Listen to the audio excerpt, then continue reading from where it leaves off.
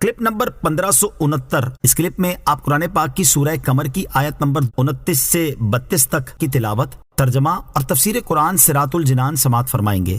بسم اللہ الرحمن الرحیم۔ ترجمہ، اللہ کے نام سے شروع جو نہایت مہربان رحمت والا ہے۔ فنادوا صاحبهم فتعاطى فعقر۔ ترجمہ، تو انہوں نے اپنے ساتھی کو پکارا تو اس نے اونٹنی کو پکڑا پھر اس کی کونچیں کاٹ دی۔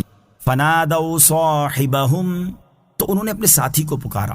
قوم سمود ایک عرصے تک اس طریقے پر قائم رہی، پھر انہیں اپنی چراگاہوں میں اور مویشیوں پر پانی کی تنگی کی وجہ سے افسوس ہوا تو وہ لوگ اونٹنی کو قتل کرنے پر متفق ہو گئے اور اس کام کے لیے اپنے ساتھی کو پکارا جس کا نام کدار بن سالف تھا۔ تو اس نے اونٹنی کو پکڑا اور تیز تلوار سے اس کی کونچیں کاٹ دی اور اسے قتل کر ڈالا۔ فَكَيْفَ كَانَ عَذَابِي وَنُذُرِ۔ ترجمہ، تو میرا عذاب اور میرا ڈرانا کیسا ہوا۔ فَكَيْفَ كَانَ عَذَابِي وَنُذُرِ، تو میرا عذاب اور میرا ڈرانا کیسا ہوا۔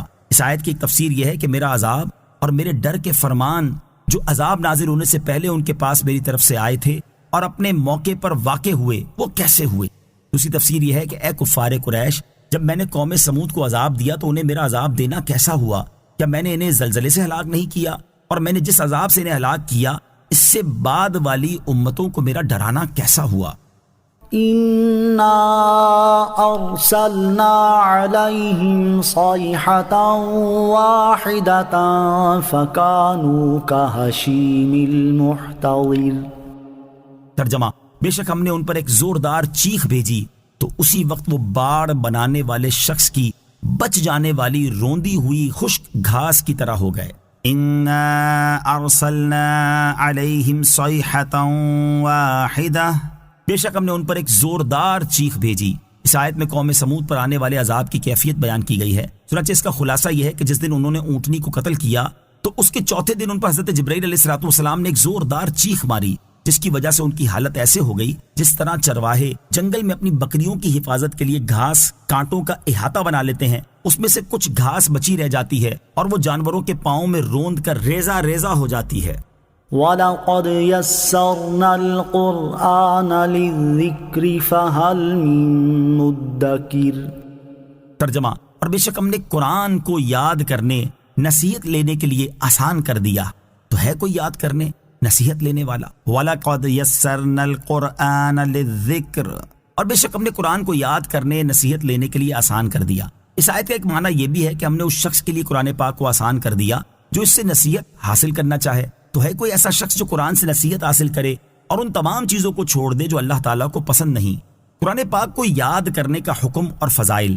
قرآن پاک کی ایک آیت حفظ کرنا ہر مکلف مسلمان پر فرض عین ہے اور پورا قرآن مجید حفظ کرنا فرض کفایہ ہے، اور سورہ فاتحہ اور ایک دوسری چھوٹی سورت یا اس کے مثلاً 3 چھوٹی آیتیں یا ایک بڑی آیت کو حفظ کرنا واجب عین ہے۔ احادیث میں قرآن مجید یاد کرنے کے بہت فضائل بیان ہوئے ہیں۔ ترغیب کے لیے یہاں 2 احادیث سماعت کیجیے۔ نمبر 1، ترمذی شریف کی حدیث ہے، حضرت علی المرتضیٰ کرم اللہ تعالی وجہ الکریم سے روایت ہے، رسول اللہ صلی اللہ تعالی علیہ وسلم نے ارشاد فرمایا، جس نے قرآن پڑھا اور اس کو یاد کر لیا، اس کے حلال کو حلال سمجھا اور حرام کو حرام جانا، اس کے گھر والوں میں سے 10 ایسے شخصوں کے بارے میں اللہ تعالیٰ اس کی شفاعت قبول فرمائے گا جن پر جہنم واجب ہو چکا تھا۔ حدیث نمبر 2، ابو داؤد شریف کی حدیث ہے، حضرت عبداللہ بن عمر رضی اللہ تعالیٰ عنہما سے روایت ہے، رسول اکرم صلی اللہ تعالیٰ علیہ وسلم نے ارشاد فرمایا، صاحب قرآن سے کہا جائے گا کہ پڑھ اور چڑھ، اور اسی طرح ترتیل کے ساتھ پڑھ جس طرح دنیا میں ترتیل کے ساتھ پڑھتا تھا، آخری آیت جو تو پڑھے گا وہاں تیری منزل ہے۔ اللہ تعالیٰ میں قرآن مجید یاد کرنے اور اپنے بچوں کو یاد کروانے کی توفیق عطا فرمائے، آمین۔